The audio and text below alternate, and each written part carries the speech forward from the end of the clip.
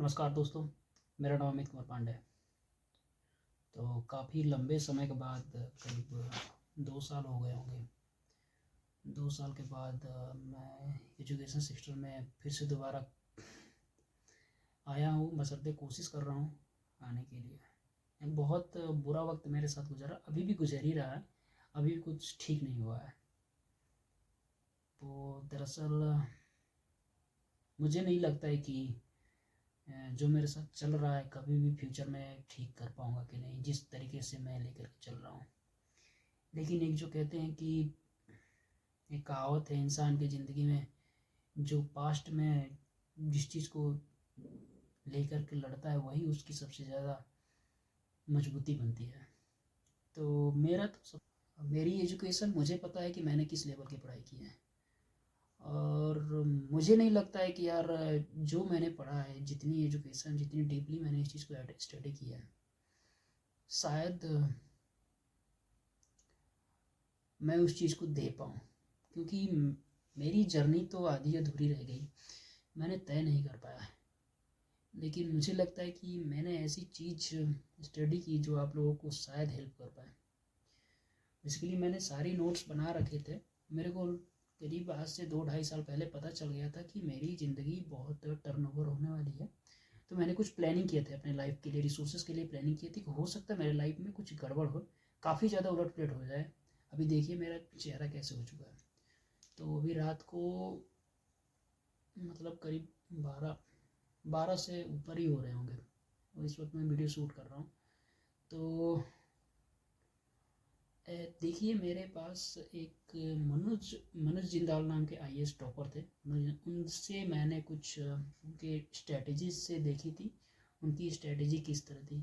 तो करीब आज से 2-2.5 साल पहले की बात है, मैंने उनकी स्ट्रेटजी देखी। देखिए इतना ख्याल, इतना दिमाग में नहीं आ रहा था, लेकिन उन्होंने एक स्ट्रक्चर वाइज हर चीज़ को डिवाइड कर रखा है। क्योंकि एक देखिए, अगर आप किसी चीज़ की मैप बना रहे हैं, जैसे आपको यूपीएससी क्वालिफाइड करना है, तो आपको हर एक स्टेप की नॉलेज होनी चाहिए।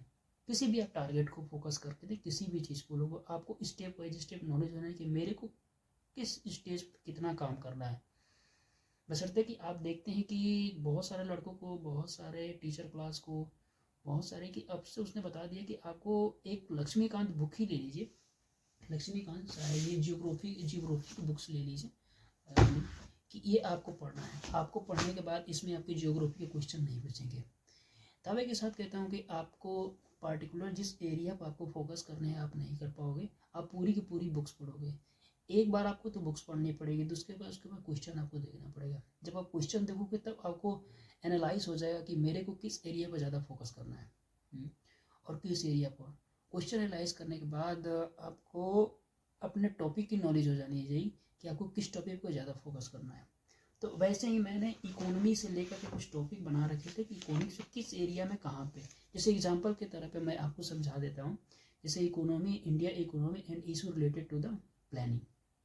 तो जाहिर से issue related to the planning वो इकोनॉमी के बारे में। Mobilisation resources, growth and development of the employment, ये टॉपिक हो गई है। मोबिलाइजेशन हो गया, या फिर ऑफ द रिसोर्सेज हो गया, ग्रोथ, या फिर इसके डेवलपमेंट ऑफ द एम्प्लॉयमेंट। तो इसके मेंस के क्वेश्चन जो इस टॉपिक से जो बनते हैं आपको कहाँ से मिलेंगे। तो सीधे सीधे मनोज जिंदाल, जो मैंने बहुत सारे आईएएस टॉपरों को देखा है कि एक स्ट्रेटजी प्लानिंग यही रहती है कि इस टॉपिक को मुझे कवर करना है। बशर्ते India economy and issue related to the planning, ये मेरा एक टॉपिक है। ठीक है, मैंने एक टॉपिक दिया, इसमें एक मोबिलाइजेशन जोड़ दें, हाँ ये एक टॉपिक है। या फिर ऑफ रिसोर्सेज, या फिर growth development of the employment. ये सारे टॉपिक को अगर करना है तो मेरे को क्लास 11th और 12th की एनसीईआरटी में मेरे को मिल जाएगी। यहाँ से सिर्फ इस टॉपिक को कवर करना है, बाकी का मैं बाद में देखूंगा। ठीक है, इन्होंने क्लियर कर दिया यहाँ पे। तमिलनाडु बोर्ड से यहाँ पे क्लियर कर लो, या फिर श्री राम आईएएस नोट से लेक्चर के, श्री राम आईएएस के नोट्स के मार्केट में मिल जाएगी। यहाँ से सिर्फ इसी टॉपिक के मेरे को सबसे पहले ये टारगेट बना रखा था, बुक्स निकाल करके ये सारे टॉपिक को कवर कर लेते हैं।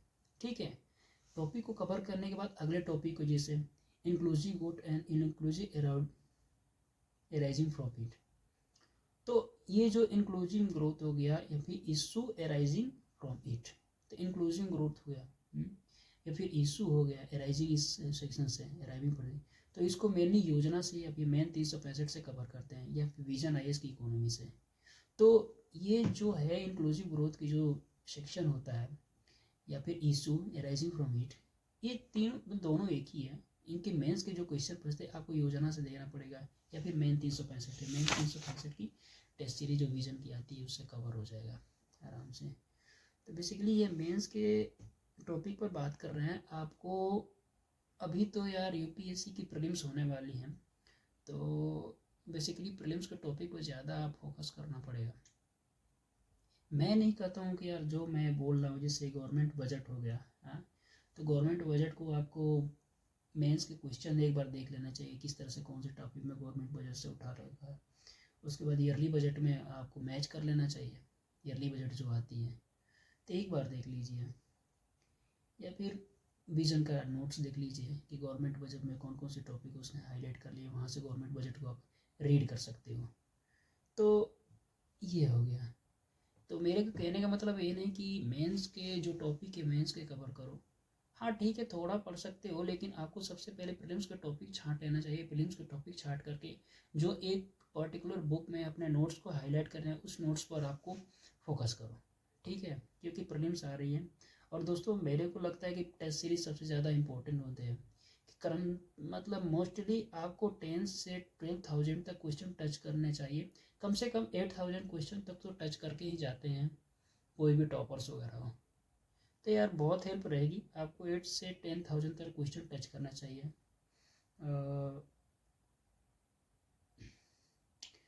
अब आपको पता है कि 50% ऊपर से मार्क हमारे को सिर्फ क्वालिफाइंग होती है। अगर क्वालिफाइंग हो गया तो हमारा पेपर, ये नहीं कि आपको सबसे ज़्यादा टॉप रैंक करना है सबसे ज़्यादा लो करना है, आपको सिर्फ क्वालिफाइंग करना है। आपको पता है कि 90 से लेकर के 110 या 100 इसी के बीच में कटअप खेलता है हमारा UPSC। 50% मार्क, ओनली 50% मेंस हो या प्रीलिम्स में हो कवर अच्छी तरह से क्वेश्चन कर दिया तो अच्छे चांसेस बनते हैं। ये नहीं गए तो आपको पूरी के पूरे 100 में से 93 क्वेश्चन अटेम्प्ट करके आ गए, सोचे कि 100% सही है। नहीं यार, UPSC है, UPSC है। UPSC इसका मतलब नहीं कि 100% आपको गेम खेलना है, आपको अपने लेवल पर गेम खेलना है। आपको क्वेश्चन को टच करके देख लेना चाहिए। सबसे पहले टेस्ट सीरीज में क्यों कहते हैं कि आपको सबसे ज़्यादा क्वेश्चन को टच करो, इसमें फ़ायदा ये होता है कि आप अपने एवरेज रेशियो को डिफाइन कर सकते हैं। जैसे कि आपने एक बार आपने 93 क्वेश्चन को टच करके देखिएगा, आपको 93 क्वेश्चन को टैकल करने के बाद आपको अगर आपका स्कोर कम आ रहा है तो उससे कम क्वेश्चन को सॉल्व कीजिएगा। हो सकता है आपका स्कोर 75 क्वेश्चन करने पे ज़्यादा आ रहा हो। तो हर इंसान की अपनी एक वो होती है, व्यू होती है क्वेश्चन की। अगर आपका जिस रेशियो, अगर आपका 85 क्वेश्चन अटेम्प्ट करते हो तो आपका स्कोरिंग ज़्यादा आ रहा है तो आपको इसी एवरेज में रखिएगा, इसी एवरेज में रखिएगा। क्योंकि ज़्यादातर ऐसा होता है कि हमने 93 क्वेश्चन को अटेम्प्ट कर दिए, अब मेरे को पता चला कि यार मेरे को ज़्यादातर फॉल्स निकल गए, तो माइनस मार्किंग आ जाएगा 1/3 का। इसमें आपके क्वेश्चन को डिडक्ट कर देगा, जो सही क्वेश्चन है उसमें से भी वो नंबर को काट देगा। तो अपने जो एवरेज रेशियो है वो पूरी आपको नॉलेज होना चाहिए कि मैं 75 से लेकर के 85 तक क्वेश्चन को टच करता हूँ, टैकल करता हूँ तो मेरा स्कोरिंग हाई जाता है। ये अपने आप को डिफाइन कैसे, मैं नहीं करता हूँ कि आपको 75 से लेकर 85 के बीच में क्वेश्चन टच कर रहा है, आपको अपने हिसाब से अपने स्किल नॉलेज के हिसाब से पूरी की पूरी डिफाइन कर लेनी है, तो आपको ये एक अंदाज़ा लग जाएगा। इसीलिए आपको प्रैक्टिस सेट सबसे ज़्यादा एनालाइज करने को बोला जाता है। और दूसरी चीज़ आपको ये पता है कि जिस टॉपिक में आपका कम लेस रहता है एवरेज, उसको तो आपको लिखना ही पड़ेगा। अगर आपने पार्लियामेंट से क्वेश्चन आपको ठीक तरीके से टच नहीं हो पा रहा है, ठीक तरीके से सॉल्व नहीं कर पाते, एक बार पार्लियामेंट को रिवीजन कर लीजिए। गवर्नमेंट बजट हो गया अपना, बहुत सारी चीज़ हो गए, काफ़ी ज़्यादा मैं भी भूल चुका हूँ, लेकिन कोई ना। वो कहते हैं कि यार शिकारी मतलब कितना भी पुराना क्यों नहीं हो जाए, लेकिन हथियार अपना चलाना नहीं छोड़ता। मैं शिकारी नहीं हूँ, मैं ये नहीं कहता कि मैं शिकार करूँगा मैं इंसान हूँ, और मेरे को पता है कि किस तरह से मेरे स्ट्रेटेजी किसी की गड़बड़ नहीं होती। मेरे को पता है कि मेरे को एग्ज़ाम कैसे तोड़ना था, पूरी की पूरी देखिए, ये पूरी की पूरी डायरी में मैंने प्लानिंग करके लिख रखा था। और मेरे को टाइम चाहिए था 1.5 साल तक, 1.5 साल के मंथली एग्ज़ाम में तोड़ देता, लेकिन कोई ना, फिर से तोड़ूंगा। मैं अभी गया था, अपने दोस्तों से मिला था, तो यार हालांकि उसमें से कितनों की नौकरी नहीं लगी, कितनों तो भी मेरे साथ के स्ट्रगल ही कर रहे हैं, अभी भी कुछ खास रिजल्ट नहीं हुआ है, पर उनकी मोटिवेशन देख करके लगता है कि यार हाँ कोई तो है यार कि अपने लाइफ के लिए लड़ रहा है, तो क्यों ना मैं क्यों पीछे हटूँ, मैं क्यों पीछे हटूँ, मेरे को भी लड़ना चाहिए। तो मैंने डिसाइड कर लिया कि हाँ मैं आज के बाद से अपनी गवर्नमेंट जॉब की प्रिपरेशन स्टार्ट करता हूँ। और साथ के साथ मैं नहीं कहता हूँ कि आपको अच्छी सबसे ज़्यादा अच्छे टीचर मौजूद है, लेकिन मेरे लेवल से जितना भी आपको अच्छी नॉलेज है मैं प्रोवाइड करने की पूरी तरह कोशिश करूँगा, और बेहतरीन नॉलेज दूंगा, ऐसा नहीं कि आपको बने बनाई फेंकने वाली नॉलेज नहीं दूंगा। ये बात है दोस्तों। और मैं अपने स्टडी को पॉलिटी से स्टार्ट करूँगा। स्टडी तो मैं पढ़ाना पॉलिटी स्टार्ट करूँगा, नहीं सॉरी पॉलिटी नहीं, इकोनॉमी से स्टार्ट करूँगा, और पॉलिटी भी पढ़ा दूँगा। और बस यही है, बाकी के अपने एग्ज़ाम को अच्छी तरीके से प्रिपरेशन करके देना। और दूसरी चीज़ है यार, देखिए डर तो बहुत लगता है, जितना आप पढ़ोगे उतनी ही आपको बहुत डर लगता है। किसी को ये ऐसा नहीं लगता है कि यार एग्ज़ाम क्वालिफाइड हो जाए। बताया, मैं पहली बार एग्ज़ाम देने गया था तो मेरे इतने तेज़ी से पानी प्यास लग रही थी, मुंह सूख जा रहा था कि और घबराहट अंदर से हो जा रही थी। तो पहली बार पेपर देखा था, तो यही है कि आप जितना पढ़ोगे उतना थोड़ी सी फ्रस्ट्रेशन, थोड़ी सी वो रहेगा, तो उसको अपने हिसाब से मोटिवेट करके रखना है, क्योंकि कोई दूसरा नहीं आएगा, तो कुछ दूसरा मोटिवेट नहीं कर सकता यार। ये आईएएस है, इसमें किसी का क्लियर नहीं रहता है कि हमारा एग्ज़ाम निकल जाए, बशर्ते आपको अपने लेवल पर को खुद को मोटिवेट करते रहना है, हमेशा हमेशा खुद को अपने आप से कहते रहना है कि मैं इस एग्ज़ाम को क्लियर कर लूँगा, मैं इसी अटेम्प्ट में क्लियर करूँगा, मेरे को बस यही लास्ट है, मेरे को इसी अटेम्प्ट क्लियर करना है। पैनिक नहीं, और रिलैक्स मोड से पढ़ते जाइएगा, ज़्यादा हार्डली भी नहीं जा रहा है, ज़्यादा लो भी नहीं जा रहा है, क्योंकि यूपीएससी का एक सबसे अच्छा रूल्स है कि एवरेज इज़ बेस्ट। आपको ज़्यादा उड़ोगे तो जाओगे, ज़्यादा कम रहोगे तो आपको एवरेज मेंटेन करके रखना चाहिए।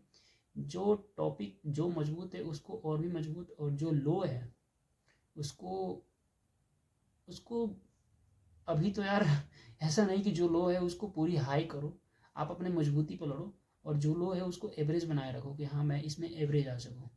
या कि ऐसा नहीं कि आपकी जो सब्जेक्ट पर कमांड अच्छी नहीं हो, जैसे कि किसी का ऐसा होता है कि यार इसकी पॉलिटी अच्छी नहीं होती, किसी का होता है कि ज्योग्राफी ठीक से समझ में नहीं, किसी की इकोनॉमी समझ में नहीं हो। तो ऐसा नहीं हो कि यार हमारी अगर हिस्ट्री अच्छी है और इकोनॉमी मेरी सही नहीं जा रही है, तो मैं बैठ करके इकोनॉमी पहले अच्छा करूँगा, हिस्ट्री तो मेरी अच्छी है, हाँ, और मैं एग्ज़ाम नहीं भाई, आप हिस्ट्री पर खेलिए, हिस्ट्री के क्वेश्चन सबसे ज़्यादा टच करने की कोशिश कीजिए, और हिस्ट्री अपने आप को आप जल्दी से हिस्ट्री कवर कर लेंगे, क्योंकि आपके हिस्ट्री के टॉपिक अच्छे मजबूत है।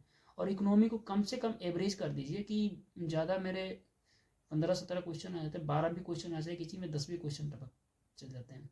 तो हिस्ट्री पर अपना कम से कम 10 में से 6-7 तक एवरेज अपना लाए, 6 भी 5 भी 6 भी आ जाएगा तो कहते हैं चलो एवरेज में रहे 7, तो एवरेज में रखिए, सॉरी हाँ इकोनॉमी को। और अपना हिस्ट्री है तो सबसे ज़्यादा क्वेश्चन टच करने की कोशिश कीजिए, तो वहाँ से जीतने के चांसेस अच्छे रहते हैं आपको। और बाकी मैं आपको और भी बताता रहूँगा। सो वीडियो देखने के लिए थैंक यू।